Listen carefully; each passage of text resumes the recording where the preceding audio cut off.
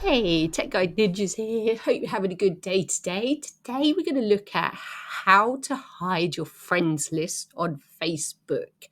So to start with, make sure you're on your Facebook page that you want to hide your friends list on. Click on the profile picture in the top right-hand corner.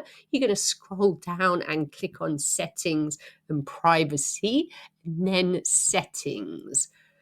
So from there, you'll be taken to another page, and you're going to look in the left-hand pane now. We're going to scroll down to Audience and Visibility. And then we're going to find how people can find and contact you. So I'm going to click on that. And just under the Your Friends section, you should be able to see who can see your friends list. So you can see I've got mine set to public at the moment, so anyone can see my friends list. So to change that, I'm going to click on there, and you have a few different options.